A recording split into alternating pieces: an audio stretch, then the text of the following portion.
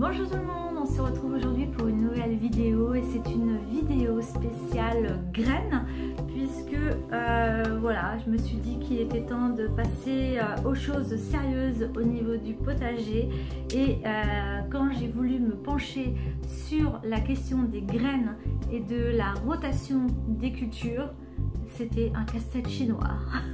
Donc si ça vous intéresse, on se retrouve après le générique.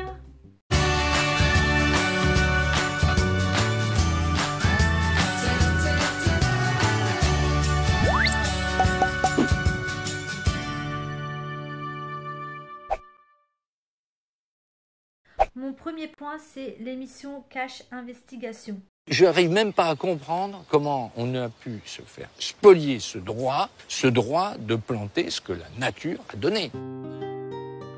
Dans le business des semences, les clients sont pieds et poings liés. Les agriculteurs d'abord, mais aussi les jardiniers du dimanche. Eh oui, vous là-bas.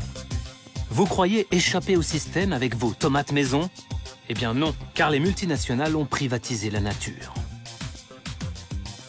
Aujourd'hui, les 2/3 des semences vendues dans le monde appartiennent à 4 multinationales. Bayer Monsanto, Dow DuPont, Syngenta et Limagrain. Et alors ce qui est fou, c'est que ce qui était, j'allais dire, là, dans la nature et que tout le monde pouvait prendre, maintenant c'est presque privatisé, on peut dire ça, c'est privatisé en fait. C'est totalement privatisé, ça veut dire que le vivant devient artificiel, puisque de toute manière le vivant, ils se sont appropriés le vivant, ouais. Ils se sont appropriés le vivant végétal. Donc il parlait des graines, notamment des graines hybrides et celles qui sont paysannes, et nous sommes dans un monde où tout tourne à l'envers, c'est-à-dire les gens veulent des tomates bien rondes, rouges, qui sont à une taille standardisée et du coup toutes ces graines là elles sont hybrides, elles ont subi des OGM, elles ont des pesticides, c'est des graines qui vont durer 1 an, elles sont dans un cahier des charges normalisé par l'Europe et du coup c'est ce qu'on trouve dans les grandes surfaces ou dans les magasins de jardinerie.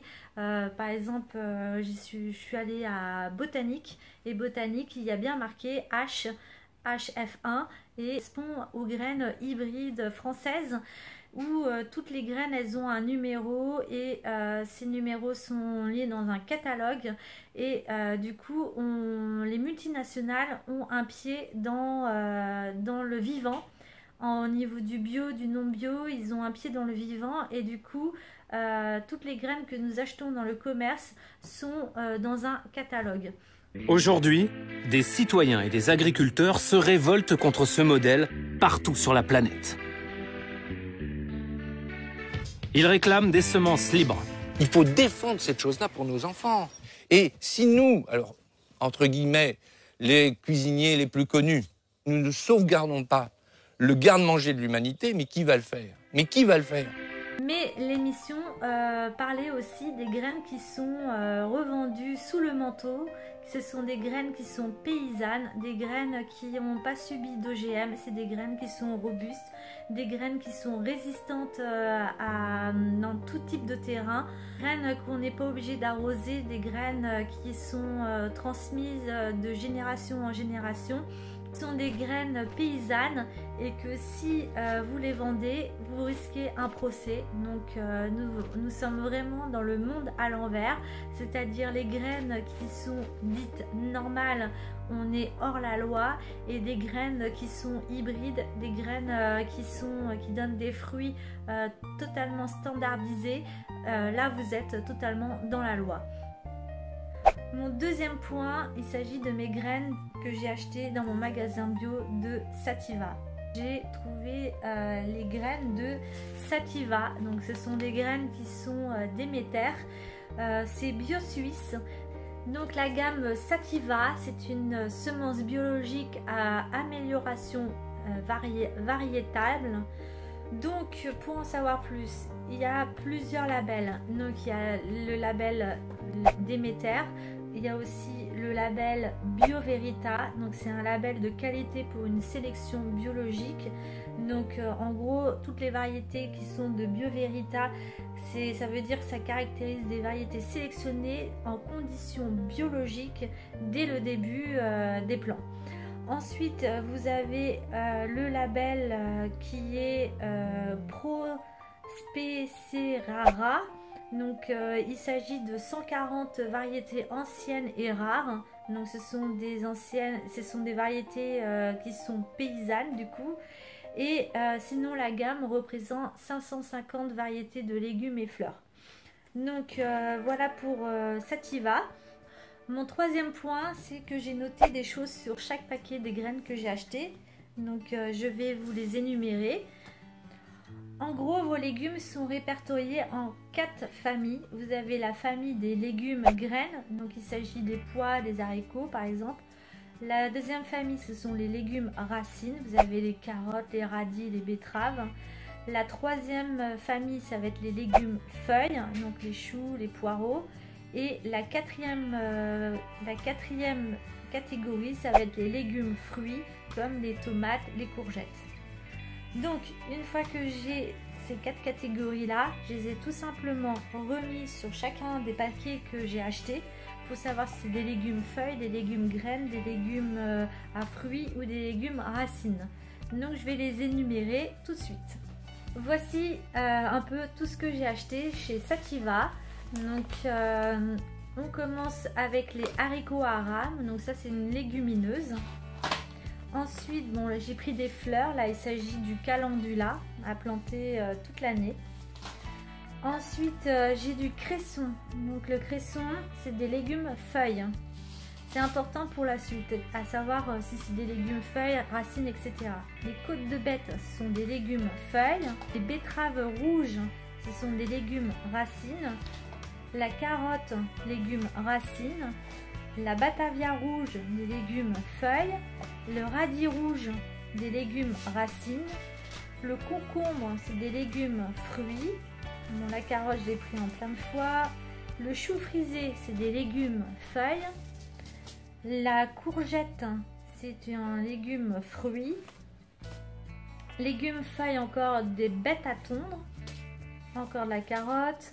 Des aromatiques, donc là c'est du persil plat, c'est des légumes feuilles. Les tapis de salade colorés, des légumes feuilles. Et la dernière, la mâche, c'est des légumes feuilles. Mon quatrième point, du coup, ça va être de mettre toutes ces catégories par groupe. Donc, sachant que tous ces groupes ont un nom barbare, je vais les énumérer. Attention, accrochez-vous à des noms barbares au niveau des catégories. Les fruits et légumes que j'ai pas énumérés puisque c'est des légumes qui sont plus tard dans l'année. Mais en gros, vous avez tout ce qui est les curcubitacées. Donc, il s'agit des courges, des courgettes, des melons, des pastèques et des concombres. Ça, c'est la famille des curcubitacées. C'est important tout ce que je vous dis par rapport à la progression, à la suite de la progression pour savoir où je vais planter les choses. Ensuite, vous avez les brassicacées. Alors, dedans, c'est les choux, les radis, la moutarde et les navets et d'autres choses. Ensuite, vous avez les solanacées, donc les tomates, poivrons, aubergines, pommes de terre. Ensuite, vous avez les quinopodiacées, donc c'est les quinoa, amarantes, blettes, betteraves, épinards. Ensuite, vous avez les ombellifères, donc les carottes, céleri, cerfeuil, aneth, persil. Ensuite, on a les légumineuses, haricots, fèves, pois, lentilles, soja. Pourquoi je vous ai parlé de tout ça? C'est qu'il va falloir faire une rotation de culture.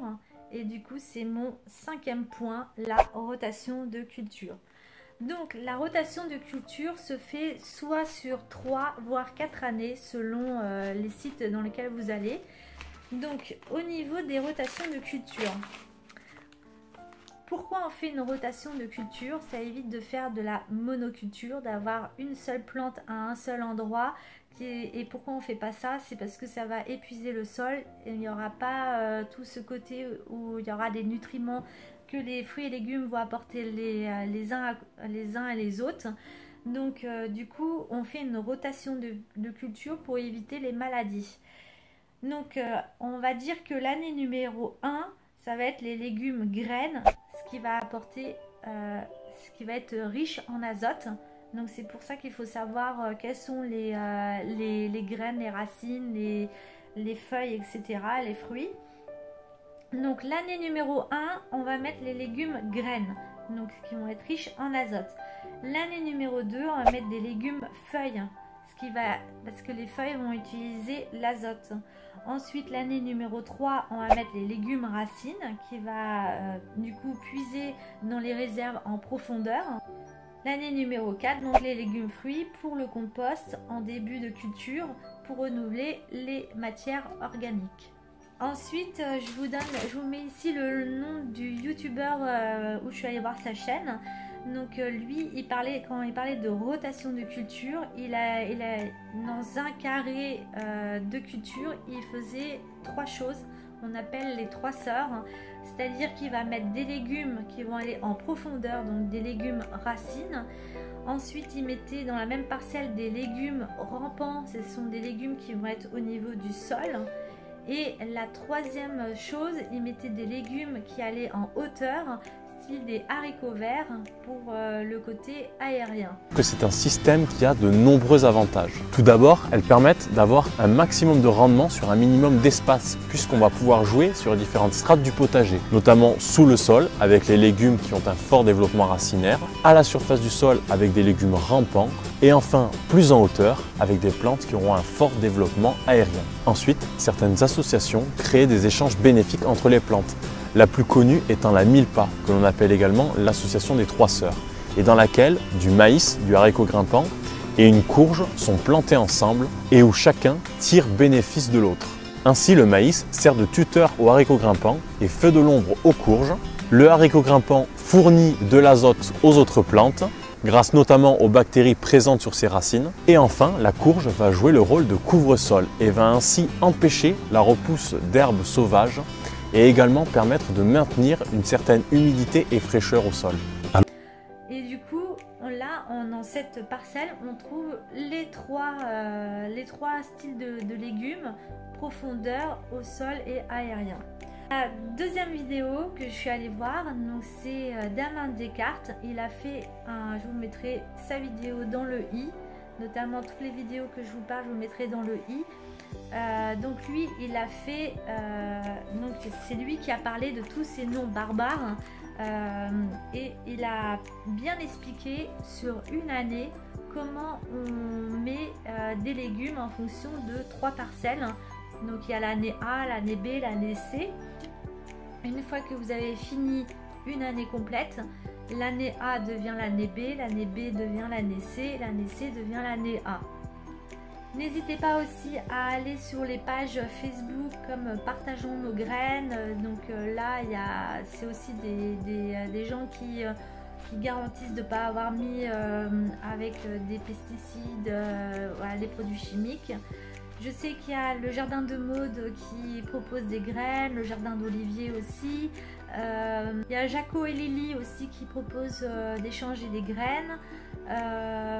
Il y a aussi, je vous mettrai différents liens des personnes qui échangent leurs graines sur internet. La prochaine fois que je vous ferai une vidéo, je pense que ce sera sur mon plan de comment je vais faire mon plan, puisque là à l'heure actuelle je ne sais pas quels sont les fruits et légumes que je vais associer ensemble, mais donc mon prochain objectif sur ma prochaine vidéo, c'est de présenter un plan de mon carré A, B, C et D et qu'est-ce que je vais y faire. Donc ce sera l'objet de la future vidéo.